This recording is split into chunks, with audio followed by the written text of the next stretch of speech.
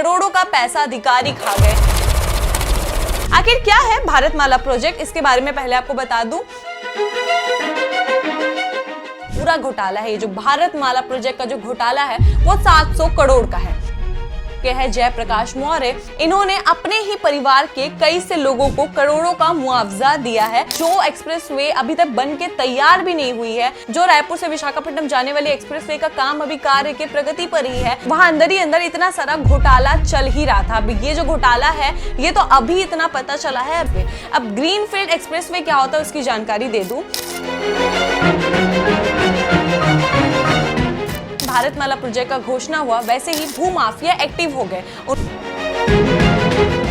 Divisional magistrate यानी कि एक एसडीएम को निलंबित कर दिया गया है, जैसे बल्कि ऐसे कई सारे पटवारी, तहसीलदार, रियल एस्टेट एजेंट और ऐसे कई सारे सरकारी अफसरों की। एक अच्छी सड़क बन रही थी, ये जो एक्सप्रेसवे बन रहा था, इसके लिए लोग कहीं ना कहीं इतने खुश थे और अंदर ही अंदर इतना बड़ा यहाँ पे घोटाला चल रहा था।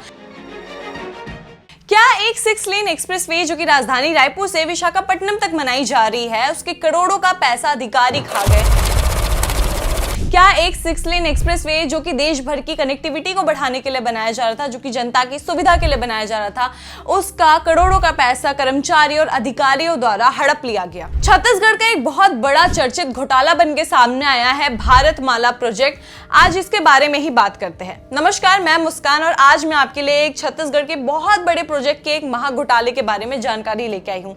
शुरुआत करते हैं 29 दिसंबर साल 2025 से, जब राजधानी रायपुर से एक मामला सामने आया जहां ईडी ने राजधानी रायपुर और साथ ही महासमुंद के 9 ठिकानों पर छापेमारी करी। ये जो छापेमारी की चर्चा थी ये पूरे प्रदेश में हुई और फिर इस छापेमारी की वजह सामने आई भारतमाला प्रोजेक्ट का घोटाला।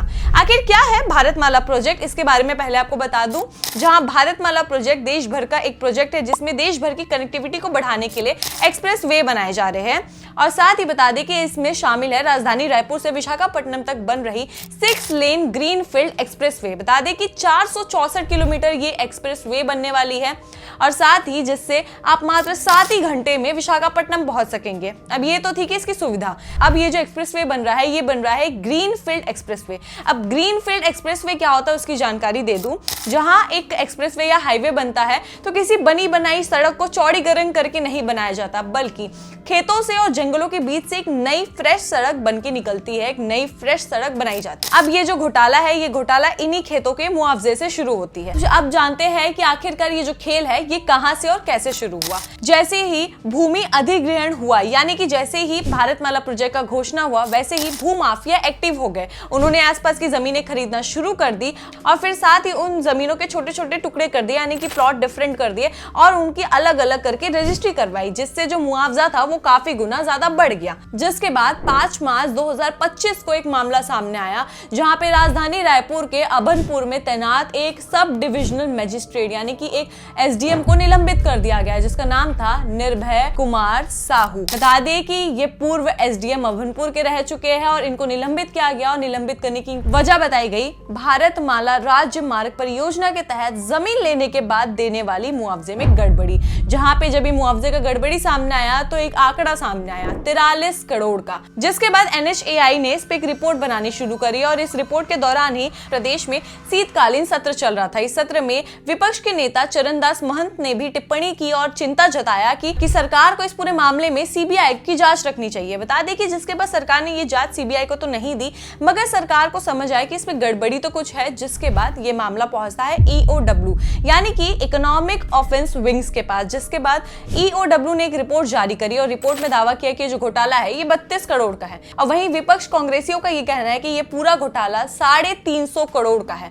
और वहीं शिकायतों के आधार पे एक आंकड़ा सामने आया है कि ये जो पूरा घोटाला है, ये जो भारतमाला प्रोजेक्ट का जो घोटाला है वो 700 करोड़ का है। अब बता दें कि कितने करोड़ का घोटाला, इसके आंकड़े की पुष्टि अभी तक किसी भी प्रकार से नहीं हुई है। तो अब हम आगे चलते हैं, जहां रायपुर के एक कलेक्टर सौरभ कुमार, साथ ही भारतीदासन, सर्वेश्वर भूरे और महासमुंद के पूर्व कलेक्टर जयप्रकाश मौर्य, ये सारे लोगों के भूमिका काम और कर्तव्य पे सवाल उठाए गए। ये सारे वो लोग हैं जो इस घोटाले के शक के दायरे में हैं। और जानकारी तो ये भी मिली है कि जो अभनपुर के पूर्व कलेक्टर रह चुके हैं जयप्रकाश मौर्य, इन्होंने अपने ही परिवार के कई से लोगों को करोड़ों का मुआवजा दिया है। साथ ही कांग्रेस के कुछ नेता और साथ ही पूर्व में रह चुके किसी मंत्री का भी नाम इसमें शामिल है, जिनके नाम अभी सामने डिस्क्लोज नहीं किया गया, मगर शक के दायरे में ये सारे लोग हैं। अब बात करते हैं 25 अप्रैल साल 2025 की सुबह, जब एसीबी यानी कि एंटी करप्शन ब्यूरो और ईओडब्ल्यू ने मिलकर एक रेड मारी। ये जो रेड थी ये छत्तीसगढ़ के 20 अलग अलग ठिकानों में थी, जिसमें शामिल है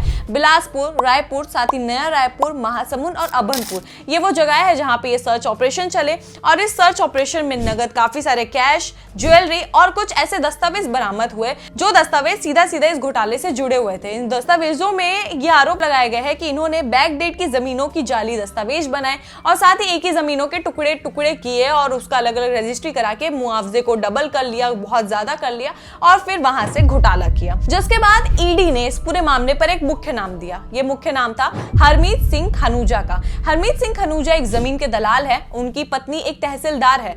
हरमीत सिंह खनूजा के ससुराल में जब ईडी ने छापेमारी करी तो उनके ससुर के पास से ऐसे कई सारे दस्तावेज सामने आए, जिससे ये खुलासा हुआ कि वो जो दस्तावेज थे ये इस घोटाले से जुड़े हुए थे और हरमीत सिंह एक बहुत बड़ा चेहरा है इस भारतमाला प्रोजेक्ट में। वहीं आगे चलते हुए बात करते हैं, ना केवल हरमीत सिंह बल्कि ऐसे कई सारे पटवारी, तहसीलदार, रियल एस्टेट एजेंट और ऐसे कई सारे सरकारी अफसरों के भी नाम इसमें शामिल है। अब कुछ नाम आपको बताती हूँ। उमा तिवारी, केदार तिवारी, हरमीत सिंह खनूजा, विजय कुमार जैन, पन्नूराम देश लहरे, खेमराज कौशल, भोजराम साहू और कुंदन बघेल।